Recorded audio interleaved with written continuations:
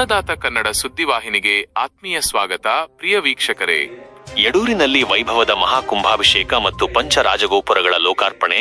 ಪ್ರಸಿದ್ಧ ಧಾರ್ಮಿಕ ಕ್ಷೇತ್ರ ಯಡೂರಿನ ಶ್ರೀವೀರಭದ್ರ ದೇವಸ್ಥಾನದಲ್ಲಿ ಇದೇ ಜನವರಿ 14ರಿಂದ ಮಾರ್ಚ್ 6ರವರೆಗೆ ಮಹಾಕುಂಭಾಭಿಷೇಕ, ಲಕ್ಷದೀಪೋತ್ಸವ ಹಾಗೂ ವಿವಿಧ ಧಾರ್ಮಿಕ ಕಾರ್ಯಕ್ರಮಗಳು ಅದ್ದೂರಿಯಾಗಿ ಜರುಗಲಿವೆ ಎಂದು ಶ್ರೀಶೈಲ ಪೀಠದ ಜಗದ್ಗುರು ಶ್ರೀ ಡಾಕ್ಟರ್ ಚನ್ನಸಿದ್ದರಾಮ ಪಂಡಿತಾರಾಧ್ಯ ಶಿವಾಚಾರ್ಯ ಮಹಾಸ್ವಾಮಿಗಳು ತಿಳಿಸಿದ್ದಾರೆ. ನಗರದ ಐತಿಹಾಸಿಕ ಮುತ್ತಿನಕಂತಿ ಮಠದಲ್ಲಿ ನಡೆದ ಪೂರ್ವಭಾವಿ ಸಭೆಯಲ್ಲಿ ಮಾತನಾಡಿದ ಶ್ರೀಗಳು, 51 ದಿನಗಳ ಕಾಲ ನಡೆಯುವ ಈ ಬೃಹತ್ ಕಾರ್ಯಕ್ರಮದಲ್ಲಿ ಪಂಚಪೀಠದ ಜಗದ್ಗುರುಗಳು ಸಾನ್ನಿಧ್ಯ ವಹಿಸಿ ಕಾರ್ಯಕ್ರಮಗಳನ್ನು ನೆರವೇರಿಸಲಿದ್ದಾರೆ ಎಂದು ಮಾಹಿತಿ ನೀಡಿದರು. ದಿನಾಂಕ ಜನವರಿ 14ರಿಂದ ಮಾರ್ಚ್ 6ರವರೆಗೆ ಒಟ್ಟು 51 ದಿನಗಳು. ವಿಶೇಷ ಕಾರ್ಯಕ್ರಮಗಳು: ಪ್ರತಿದಿನ ಪುರಾಣ ವಾಚನ, ವಿವಿಧ ಧಾರ್ಮಿಕ ಹಾಗೂ ಸಾಂಸ್ಕೃತಿಕ ಕಾರ್ಯಕ್ರಮಗಳು, ಧರ್ಮ ಜಾಗೃತಿ, ವೀರಶೈವ ಪದ್ಧತಿಯಂತೆ ದೇವಾಲಯದ ಶುದ್ಧೀಕರಣದ ಜೊತೆಗೆ ಭಕ್ತರ ದೇಹ ಮನಗಳ ಶುದ್ಧೀಕರಣಕ್ಕಾಗಿ ಲಿಂಗದೀಕ್ಷೆ ಮತ್ತು ಬೆಳಗಾವಿ ಜಿಲ್ಲಾ ವ್ಯಾಪ್ತಿಯಲ್ಲಿ ಸಂಚಾರಿ ಧರ್ಮ ಜಾಗೃತಿ ಯಾತ್ರೆ ನಡೆಯಲಿದೆ. ಮಾರ್ಚ್ 3ರಿಂದ 6ರವರೆಗೆ ಮಹಾಸಂಭ್ರಮ. ವಿಶೇಷವಾಗಿ ಮಾರ್ಚ್ 3ರಿಂದ 6ರವರೆಗೆ ಕಾರ್ಯಕ್ರಮದ ಕಳೆ ಹೆಚ್ಚಲಿದ್ದು, ಈ ದಿನಗಳಲ್ಲಿ ಉತ್ತರ ಮತ್ತು ದಕ್ಷಿಣ ದಿಕ್ಕಿನ ರಾಜಗೋಪುರಗಳ ಲೋಕಾರ್ಪಣೆ, 5 ರಾಜಗೋಪುರಗಳ ಕಳಸಾರೋಹಣ ಮತ್ತು ಮಹಾಕುಂಭಾಭಿಷೇಕ, ಲಕ್ಷದೀಪೋತ್ಸವ, ಕಾಶಿಯ ಗಂಗಾರತಿ ಮಾದರಿಯಲ್ಲಿ ನದಿ ತಟದಲ್ಲಿ ಕೃಷ್ಣಾರತಿ ಜರುಗಲಿದೆ. ಕಳೆದ 21 ವರ್ಷಗಳಲ್ಲಿ ಯಡೂರು ಕ್ಷೇತ್ರದಲ್ಲಿ ಆಮೂಲಾಗ್ರ ಬದಲಾವಣೆಗಳಾಗಿದ್ದು, ದೇವಸ್ಥಾನದ ಜೀರ್ಣೋದ್ಧಾರ, ಯಾತ್ರಿ ನಿವಾಸ, ಪ್ರಸಾದ ನಿಲಯ, ಕಲ್ಯಾಣ ಮಂಟಪ ಮತ್ತು ರಥ ನಿರ್ಮಾಣ ಸೇರಿದಂತೆ ಭಕ್ತರಿಗೆ ಅಗತ್ಯವಿರುವ ಮೂಲಭೂತ ಸೌಕರ್ಯಗಳನ್ನು ಒದಗಿಸಲಾಗಿದೆ ಎಂದು ಶ್ರೀಗಳು ಹರ್ಷ ವ್ಯಕ್ತಪಡಿಸಿದರು. ಸಭೆಯಲ್ಲಿ ಮುತ್ತಿನಕಂತಿ ಮಠದ ಶ್ರೀ ಶಿವಲಿಂಗ ಪಂಡಿತಾರಾಧ್ಯ ಶಿವಾಚಾರ್ಯ ಸ್ವಾಮಿಗಳು ಮಾತನಾಡಿ, ಭಕ್ತಾದಿಗಳು ಹೆಚ್ಚಿನ ಸಂಖ್ಯೆಯಲ್ಲಿ ಪಾಲ್ಗೊಳ್ಳಲು ಕರೆ ನೀಡಿದರು. ಈ ಸಂದರ್ಭದಲ್ಲಿ ಕಲ್ಯಾಣ ಮಠದ ಶ್ರೀಗಳು, ಗುಣದಾಳದ ವಿವೇಕಾನಂದ ಶ್ರೀಗಳು, ಶಾಸಕರಾದ ಶ್ರೀ ಜಗದೀಶ ಗುಡಗುಂಟಿ, ಹುನ್ನೂರಿನ ವಿಶ್ವನಾಥ ಶಾಸ್ತ್ರಿಗಳು, ಅರ್ಬನ್ ಬ್ಯಾಂಕ್ ಅಧ್ಯಕ್ಷರಾದ ರಾಹುಲ ಕಲೋತಿ, ದುಂಡಯ್ಯ ಶಾಸ್ತ್ರಿ ಸೇರಿದಂತೆ ಅನೇಕ ಗಣ್ಯರು ಹಾಗೂ ಭಕ್ತಾದಿಗಳು ಉಪಸ್ಥಿತರಿದ್ದರು. ಬ್ಯೂರೋ ರಿಪೋರ್ಟ್, ಅನ್ನದಾತ ಕನ್ನಡ ಸುದ್ದಿವಾಹಿನಿ, ಜಮಖಂಡಿ.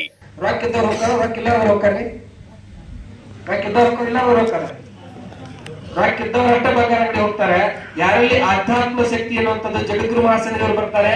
ಸ್ವತಃ ಅವ್ರ ಕಾರ್ಯಕ್ರಮಕ್ಕೆ ಭಕ್ತರು ಕಳಿಸೋದಲ್ಲ, ಪೂಜೆರು ಕಳಿಸೋದಲ್ಲ, ಸ್ವತಃ ಜಗದ್ಗುರು ಮಹಾಸಂಘದವರು ಬಂದು ಭಿನ್ನ ಮಾಡಾಕತ್ತಾರ ಅಂತ ತಿಳ್ಕೊಂಡು ನೀವೇ ಬಂದು ಕೂತಿರಲ್ಲ, ನೀವೇ ನಿಜವಾದ ಭಕ್ತರು ಅನ್ನುವಂಥದ್ದು.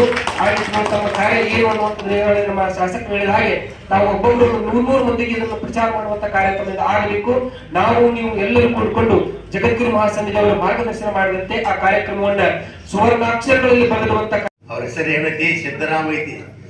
ಸೊಲ್ಲಾಪುರ ಸಿದ್ದರಾಮ. ಅವ ಜೀವನ ಪರ್ಯಂತರವಾಗಿ ಬರೀ ಕೆಲಸ ಮಾಡೋಕೆ ಕಟ್ಟಡ ಮಾಡ್ಕೊತ ಹೋಗುದಂಗೆ, ಒಂದಿಲ್ದೊಂದು ಕಟ್ಟಡ ಸೋಲಾಪುರದಾಗ ನೋಡ್ತೀವಿ ನಾವೆಲ್ಲರೂ. ಆ ರೀತಿಯಾಗಿ ಹೆಸರು ಪಡ್ಕೊಂಡಿರ್ತಕ್ಕಂಥ ನಮ್ಮ ಜಗದ್ಗುರು ಅವರು ಆ ರೀತಿಯಾಗಿ ಸಿದ್ದರಾಮನ್ನ ಕೈಕೊಂಡಿದ್ದವರಾಗಿದ್ದಾರೆ. ಪ್ರತಿನಿತ್ಯ ಹೊಸ ಕಾರ್ಯಕ್ರಮಗಳು. ಒಮ್ಮೆ ಹೋಗಿ ಹೊಳ್ಳಿ ಬಂದ್ವಿ ಅಂದ್ರೆ ಮತ್ತೊಂದು ಕಾರ್ಯಕ್ರಮ ಮಾಡ್ತೀವಿ.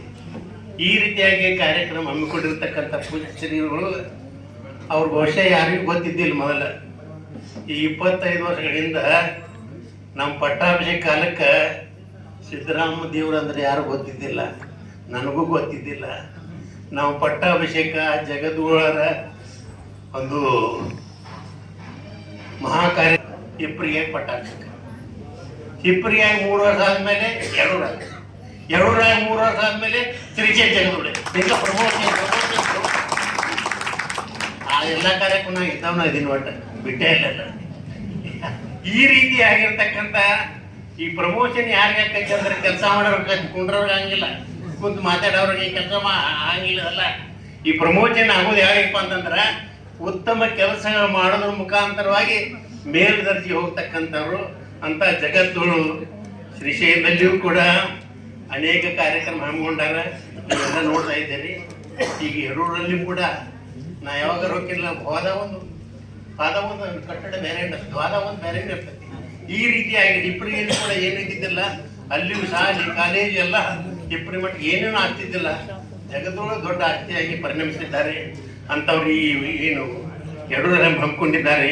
ಈ ಕಾರ್ಯಕ್ರಮಕ್ಕೆ ನೀವೆಲ್ಲ ತನು ಮನ ಧನದಿಂದ ನೀವು ಏನು ಭಗವಂತ ಶಕ್ತಿ ಕೊಡ್ತಾನ ಆ ಶಕ್ತಿಯನ್ನು ಉಪಯೋಗ ಮಾಡಿ ಅವರ ಪಾದಕ್ಕೆ ಸಮರ್ಪಿಸಿರಿ ಅಂತ ಹೇಳಿಬಿಟ್ಟು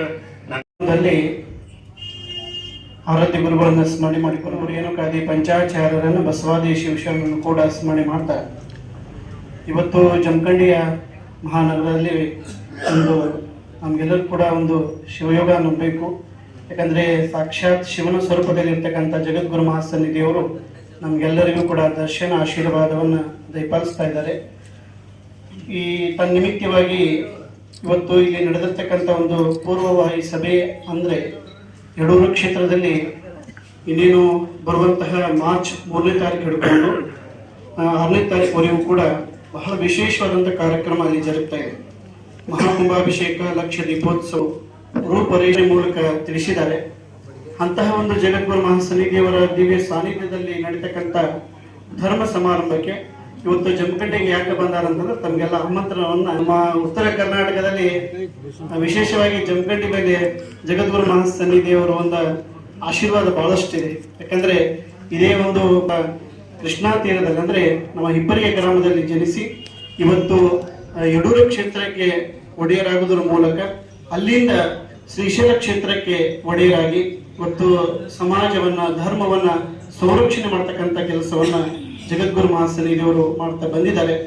ಪೂಜ್ಯರ ಒಂದು ದಿವ್ಯ ಶ್ರೀಚರಣಕ್ಕೆ ಅನಂತ ಕೋಟಿ ದೀರ್ಘದಂಡ ಪ್ರಣಾಮಗಳನ್ನ ಸಮರ್ಪಿಸಿ ವೇದಿಕೆ ಮೇಲೆ ಉಪಸ್ಥಿತರಿರುವಂಥ ಎಲ್ಲ ಪೂಜ್ಯರಲ್ಲಿ ಕೂಡ ಶರಣಾರ್ಥಿಗಳು ಹೇಳ್ತಾ ನಮ್ಮ ಭಾಗದ ಶಾಸಕರು ದಾನಿಗಳಾಗಿರ್ತಕ್ಕಂಥ ಜಗದೀಶ್ ಗುರುಗುಂಟಿ ಅವರಲ್ಲಿ ಕೂಡ ಶರಣಾರ್ಥಿಗಳು ಹೇಳಿ ಹಾಗೂ ರಾಹುಲ್ ಕಲೂತಿ ಅವರಲ್ಲಿ ಕೂಡ ಶರಣಾರ್ಥಿಗಳು ಹೇಳ್ತಾ ಎಲ್ಲ ಶಾಸ್ತ್ರೀಜಿಯವರಲ್ಲಿಯೂ ಅದರ ಜೊತೆಗೆ ಈ ಕಾರ್ಯಕ್ರಮಕ್ಕೆ ಆ ಮಂತ್ರಾತ್ಮದಲ್ಲಿ ಬೆಳಗುವಂತಹ ಪರಮ ಜೊತೆಗೆ ಶರಣಾರ್ಥಿಗಳು.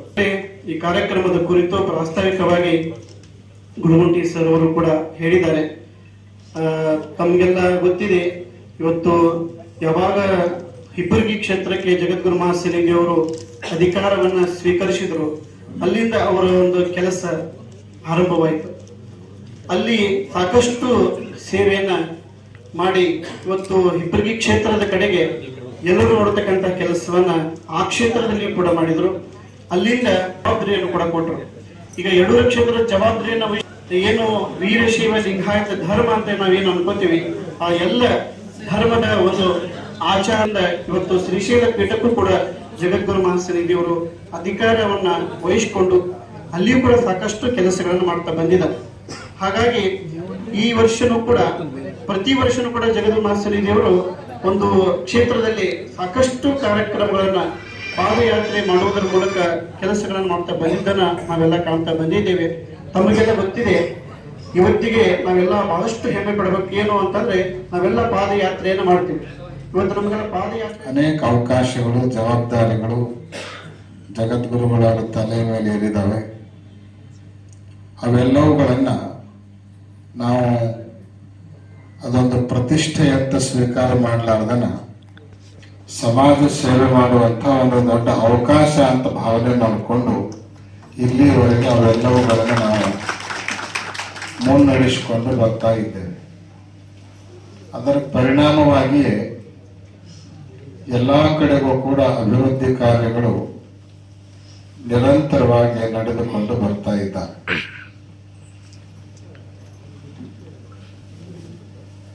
ನಾವಿಲ್ಲಿ ಪ್ರವಚನಕ್ಕೆ ಬಂದಾಗ ಮೊದಲನೇ ದಿವಸ ಪ್ರವಚನ ಮಾಡಿದೀವಿ. ಅದನ್ನ ಕೇಳಿರುವಂತ ಮೊದಲು ಯಾರು ಕೇಳಿರಲಿಲ್ಲ, ಗೊತ್ತೇ ಇರಲಿಲ್ಲ. ನಮ್ಮ ಅಶೋಕ್ ಗಾವಿ ಅವರು ಇದು ಚೀಸ್ ಬೇರೆ ಐತಂತ ಹೇಳಿ ಮರುದಿವಸದಿಂದನೇ ಏನ್ ಮಾಡಿದ್ರು ಅಂದ್ರ ಎಲ್ಲ ಕಡೆಗೂ ಟಿವಿಗೆ ವ್ಯವಸ್ಥೆ ಮಾಡಿ, ಚಾನಲ್ಗೆ ವ್ಯವಸ್ಥೆ ಮಾಡಿ ಮನೆಯಲ್ಲಿ ಕುಳಿತುಕೊಂಡೇ ಕೇಳೋಕೆ ಅನುಕೂಲ ಆಗುವ ರೀತಿಯಲ್ಲಿ ಲೈವ್ ಕೊಡುವಂತ ಒಂದು ವ್ಯವಸ್ಥೆಯನ್ನು ಮಾಡಿದ್ರು. ಅವಾಗಿನಿಂದ ಬೆಳವಣಿಗೆ ಶುರುವಾಯಿತು. ಹೆಚ್ಚಿನ ಜನ ಬಂದರು, ಕಾರ್ಯಕ್ರಮ ಯಶಸ್ವಿಯಾಯಿತು. ಎಲ್ಲ ಮಾಡಿದವರು ಜಮಖಂಡಿಯವರು. ಅದರೊಳಗೆ ಕೆಲಸ ಮಾಡುವಂತ ಒಂದು ಅವಕಾಶ, ಇನ್ನೂ ನಾವು ಚಿಕ್ಕವ್ರು, ನಾವು ಇನ್ನೂ ಕಾಶಿಯಲ್ಲಿ ಓದ್ತಾ ಇದ್ವಿ, ಓದೋದು ಸಹಿತ ಪೂರ ಓದಿರ್ಲಿಲ್ಲ. ಮಧ್ಯದಲ್ಲಿ ಬಂದು ಪ್ರವಚನದಲ್ಲಿ ತೊಡಗಿದ್ವಿ. ಅದನ್ನೆಲ್ಲ ಗುರುತಿಸಿ ಇವತ್ತು ನಮ್ಮನ್ನು ಈ ಮಟ್ಟಕ್ಕೆ ಬೆಳೆಸಲಿಕ್ಕೆ ಮೊದಲನೇ ಹೆಜ್ಜೆ ಇಟ್ಟವ್ರು ಯಾರು ಅಂದ್ರೆ ಅದು ಜಮಖಂಡಿ ಅವರು ಅನ್ನೋದನ್ನ ನಾವು ನೆನಪಿಸ್ಕೊಳ್ಳಲಿಕ್ಕೆ ಬಯಸ್ತೀವಿ.